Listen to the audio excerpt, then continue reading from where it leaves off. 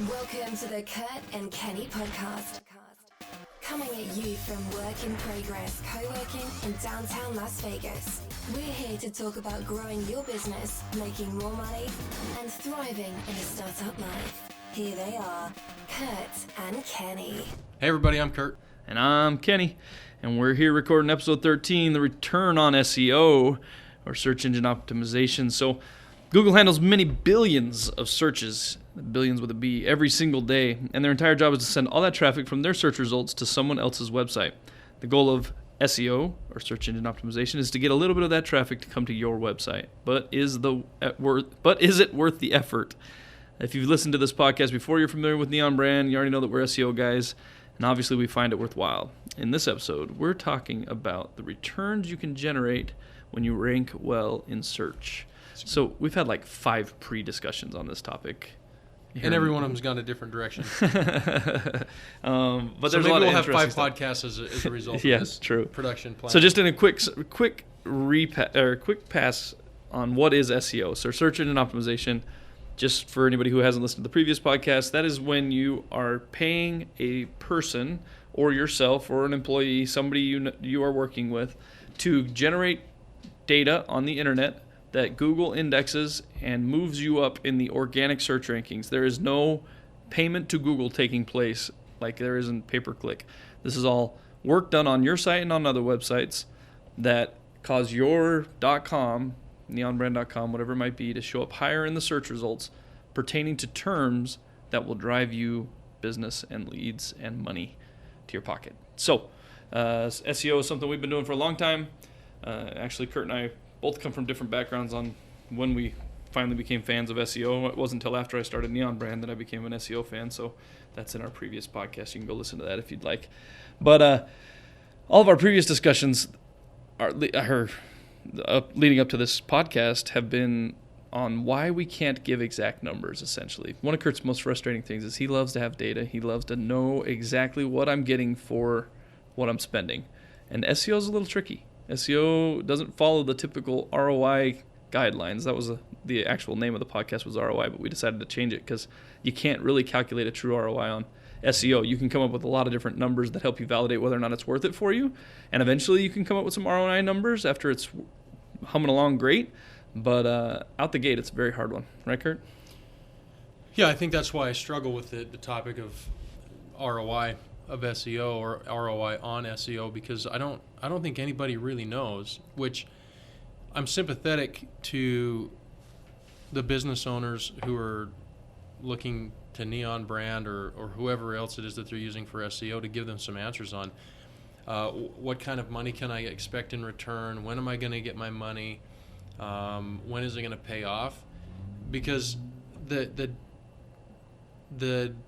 pool of information that's required to aggregate and then analyze that data to give an answer is so complicated, and it requires so many inputs from so many different sources, and organizing that, I mean, as exasperated as I can be sometimes without having the data, thinking about how to coalesce all of that data and all the components that goes into it is sometimes even more exhausting. Yeah, really the only person that could, or entity that could do that for us that has the most data would be Google. And I don't think they're too incentivized to tell people how long it takes to rank for a lot of different reasons. So, yeah, coming up with the actual amount of data to I wonder if they come up even with those know. answers.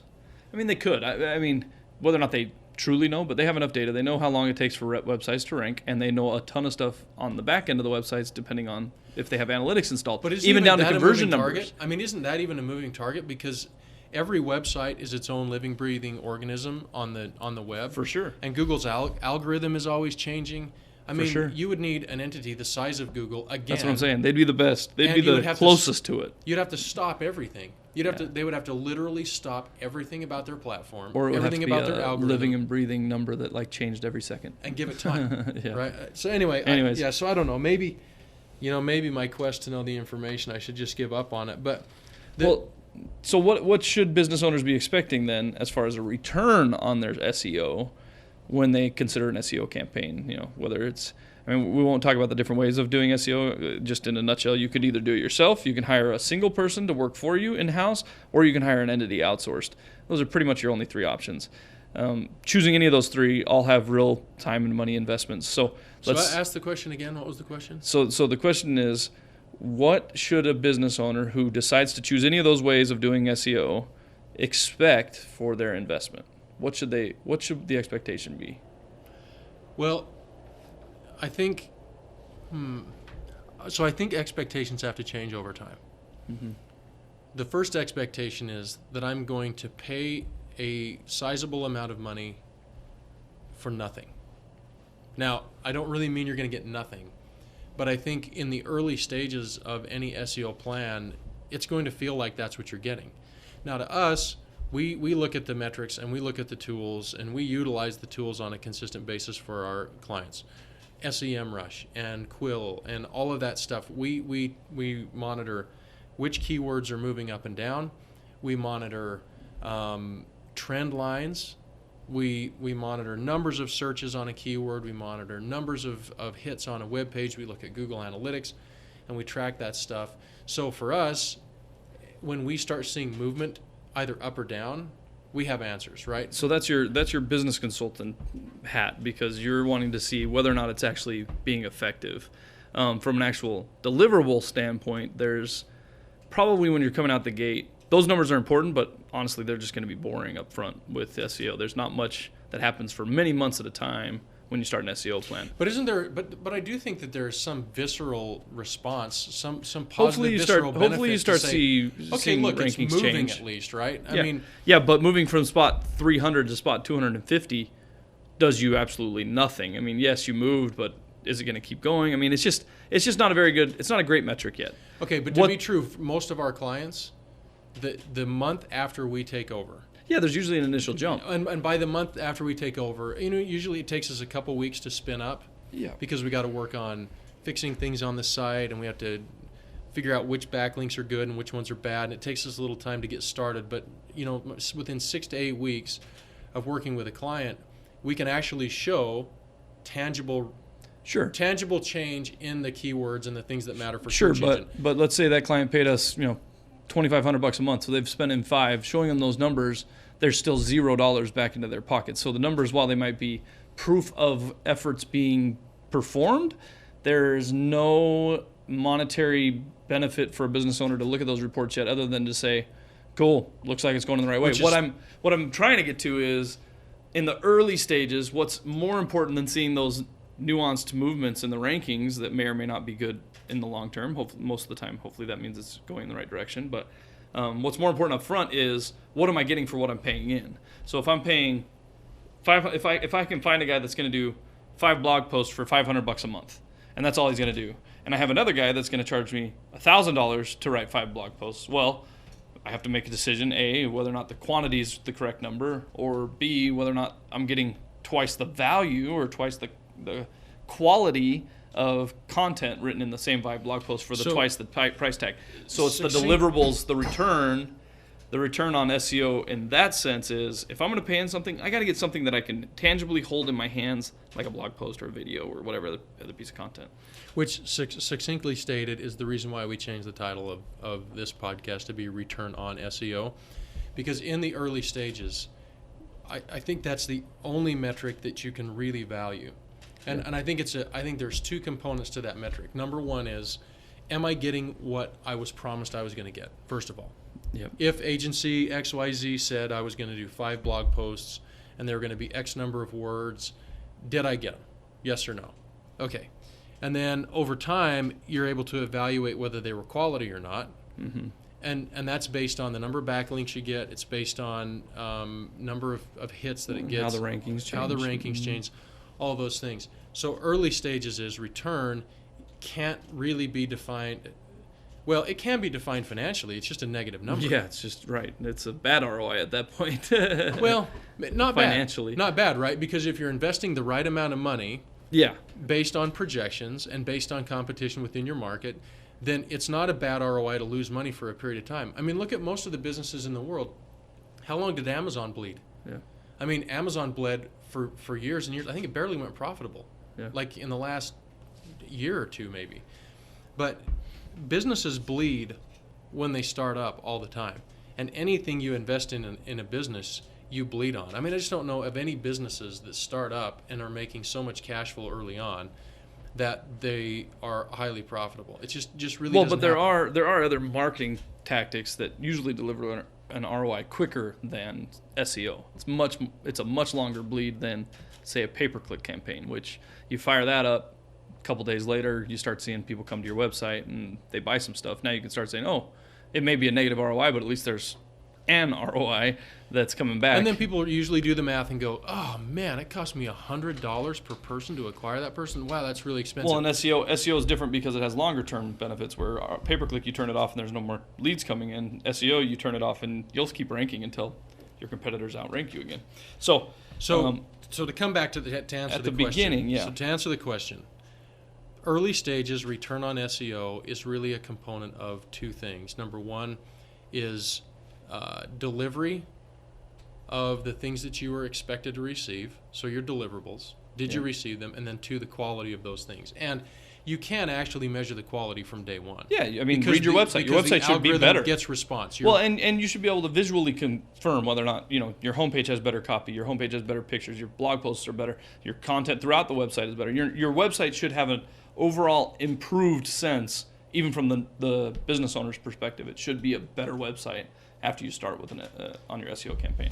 So there should be an actual return out the gate with search engine optimization in that sense. But you just have to define your expectations. The point is, if someone across the table from you cannot articulate that your returns are going to be bad financially, for a period of time, which they don't know the actual period of time, but I can assure you in the first 2 to 3 months, it's going to be bad. You're not going to make your money back in the first few months, maybe the first 6, depending on the competitiveness of your industry and the competitiveness of your market. But again, it's like any other investment you make in business. If you invest in a brand new salesperson that doesn't know anything about your business, you're going to bleed. Yeah.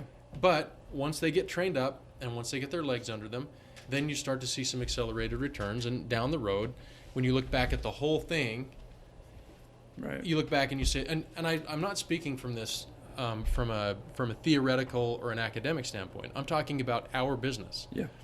Our business, as you look at all the dollars that have been spent on SEO over the years, including rebuilding the website a couple of times, including constantly adding content, it's pretty easy to see from our P&Ls that SEO is a great way to make money.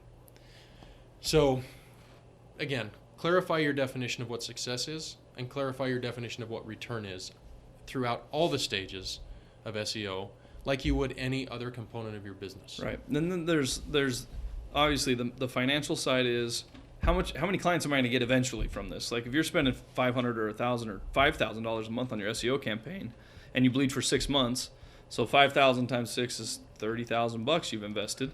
Now you get 30,000 in and you're saying, okay, I'm going to expect to get some clients at this point because I'm ranking. So you get a client. How much is that client worth to you? You should know your customer lifetime value and all these other things. We'll save that for another discussion. But then you can really start seeing, okay, I put in 30.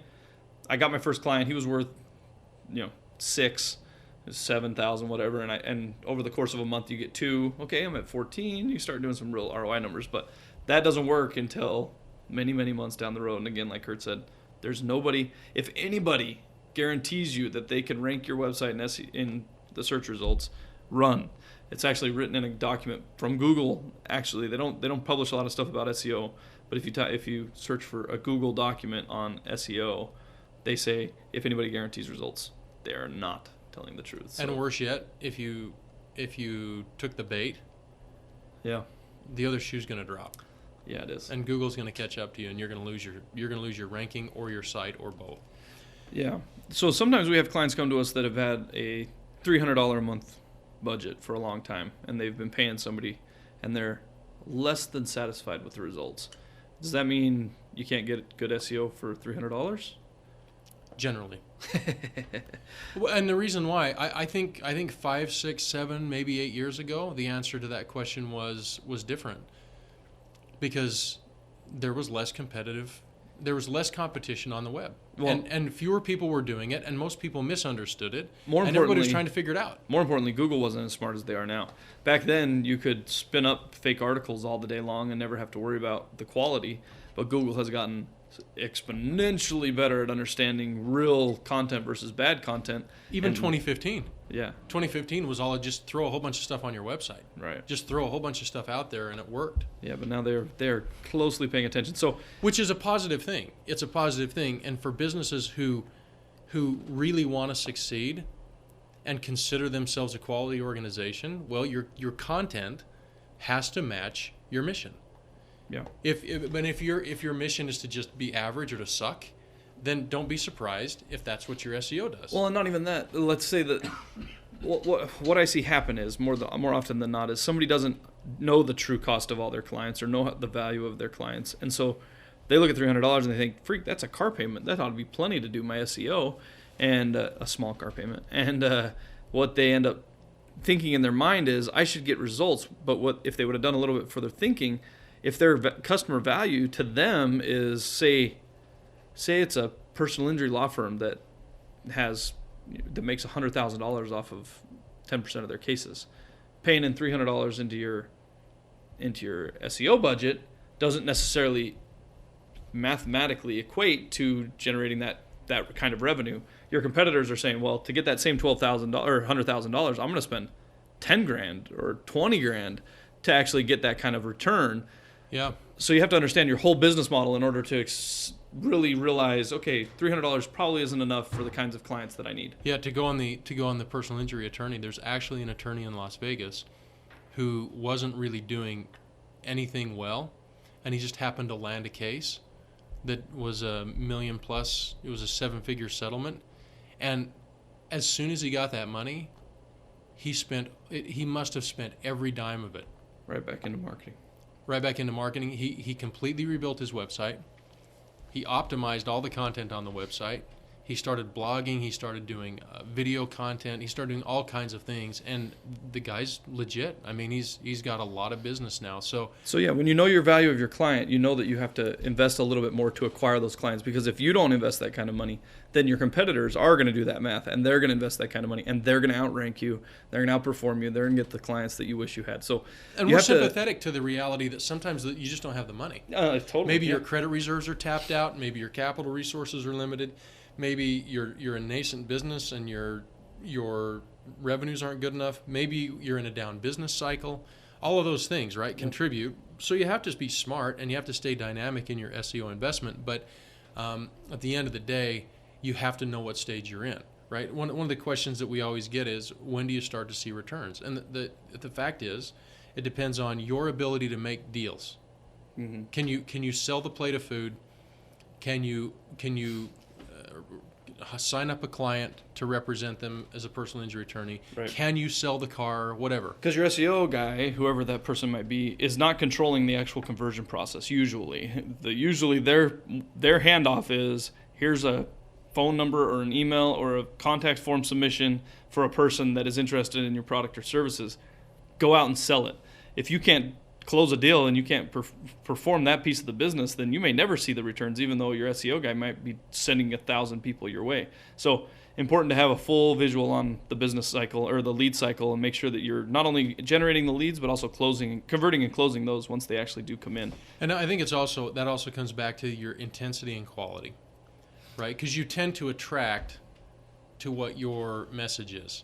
So if my message is of low quality, my message is of moderate intensity, meaning I don't have a good call to action, meaning it's not clear what I do for my business, then even those leads that you get might be less quality, which might be harder to close. So right. It's multifactorial, right? You'll get a random Joe Schmo that's not very high quality versus somebody who's like ready to buy right now. Yeah, I could take the best closer in the world and put them in a system that has adequate but not great content, adequate but not great marketing, who's going to produce fewer opportunities of lower quality leads, and that person is going to go from a top producer to a low producer or a mid producer because the circumstances are outside of their control. So this is a bigger topic we're getting into about consulting your business and making sure that every single element is on point, so that you're getting exactly the kind of customer you want, and somebody knows how to lock it down. This is the answer that a lot of businesses expect us to give and expect us to have,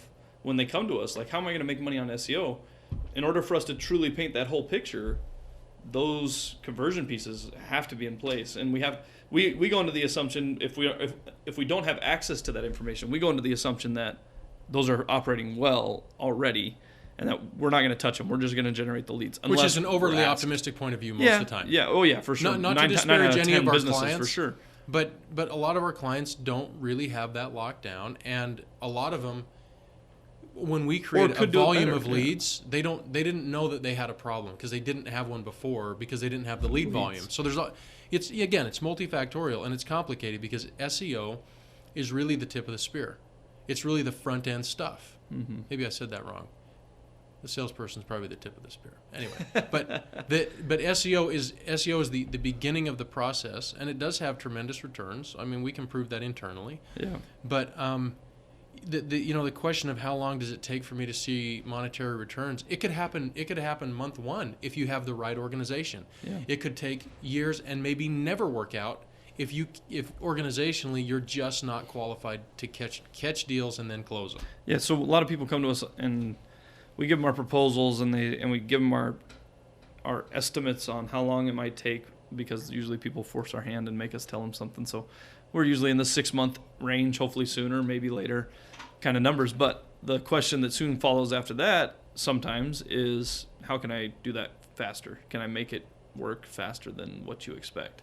Well, and conceivably the answer to that question is yes, because it's all a function of time and money, right? So if you increase the amount of content and the quality of that content, and then you leverage that with other lead generation opportunities, then it can look like your SEO pays off sooner. Yeah. But controlling the SEO, and when Google decides that you're going to rank. Totally. So the standard answer that business owner would think is, sure, yes, of course, just like you said. But really what I think most people are thinking about are like in a pay-per-click sense, or in a direct payment to your advertiser kind of way. If I'm going to pay you more, if I'm going to buy more billboards around town, if I'm going to buy more radio spots, I'm going to see an increased lead volume. That's not necessarily how it works with SEO.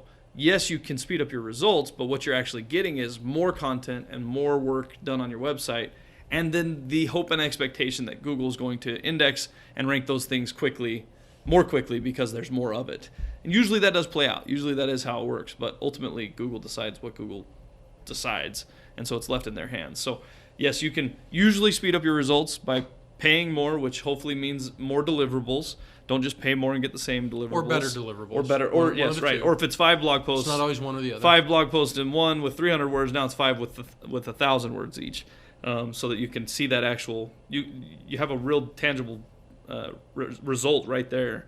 But then usually that stuff gets picked up and indexed faster by Google, which hopefully leads to more clients quicker. And maybe a key technical point here on that is a 500-word blog can really only present optimized content for a certain amount of keywords that you're trying to rank for. Whereas a 1,000-word blog can either leverage those same keywords more or add more of those keywords in to give you more opportunity to build the content that then gets picked up by the algorithm, which then improves your ranking. What's interesting from true SEO standpoint, and we don't like to sell actually number of blogs or words per blog, only because the true number is do however many, look at your competitors, do more than them, and then whatever your competitors are doing as far as content, and then whenever you decide to write a blog, write until you are done writing. If it's 500 words, if it's 1,000 words, cover every topic in the most detail you can, and really make sure that you know that you are the expert. Establish your expertise. So don't take our 500 or 1,000 word references to actual lengths of blog posts that you should be writing. Definitely write it as long and as great as you can. Cover everything, and that'll be your cutoff point. But again, the point there is it's got to be really good stuff. It's got to be good. You got to establish your expertise. Content for the sake of content. No, anymore. Definitely not anymore. Fake, thin content does not work. Is there anything that, well, speaking to that, is there anything that can hurt you if doing SEO or considering to do an SEO plan? I think you have to answer that. Well, I think yes. I mean, so the thin content thing is definitely a problem that a lot of people used to do. Just spin up your 300-word blog post, generate those. They suck, but at least you got content on your site. That does not operate well anymore. That's considered thin content, and if your website's full of thin content, you will actually get demerits as far as ranking algorithms go. You won't likely rank as high had you had a bunch of high quality pages on your website. So that can hurt. You can also hire people that do things that don't help, like Black Hat or sketchy stuff. You outsource to some place that promises you the world for $300 a month. Yeah, we're going to guarantee your rankings. Usually what they end up doing is stuff that worked 5 to 10 years ago and still might have a short-term benefit here now in the present day. But those results often make it to where you lose. They're using tactics that used to work and now Google punishes for, like buying backlinks or writing crappy content, spinning articles, generating backlinks on sites that don't have anything to do with your business, link farms, on and on and on. So if sometimes that can get a little too technical, but it's the same as any other part of your business. Because another thing that can hurt you is if you're constantly bouncing around from servicer to servicer, right? Because it changes your content and it changes your tone and your message, which has a broader impact on brand, in addition to your SEO. But the point is that I'm trying to make about how similar it is to other things in business. You don't have to be a technical wizard to understand the principles we're talking about here, because good business tends to be the same from industry to industry. Yeah. Every time I see a business that's operating well versus every time I see a business that's operating poorly, I go back to the business school days in the very basic business classes that they had us take, where they broke down the key components of operating a business well, and they're all the same. Yeah. It doesn't matter whether it's a doctor's office or an auto manufacturer. Good business principles always prevail, and SEO is very similar, right? It's being on brand, it's being high quality in nature, it's being like the great brands. You pick one: BMW, Nike, Ritz-Carlton, Rolls-Royce. They have stayed consistent to a message over the years that has always resonated with high quality, and Google is no different. It's just doing it on the web. So, lest you think that these principles are outside of your ability to understand or to learn, let's bring it back to the basics, to the traditional business topics. And like so many things in business, succeeding in SEO it's just a matter of good habits. Once you start, you have to keep up with it if you want to keep getting good results. You can't ever stop and expect to grow or get better. Again, it's a true business principle. Whether you're talking about SEO for your business or operations or finance, it's always stick to good habits. Mm-hmm. But anyway, our next episode is a lot less technical. As small business owners, having the right team makes all the difference in the world, because it's so important to have the right team. And eventually you're going to have to let someone go who isn't a perfect fit. Ending a relationship is never easy. So in our next podcast, we're actually going to talk about how to fire someone. Hey, well. We're going to pull back from the technical, and we'll see you then. See ya. Later.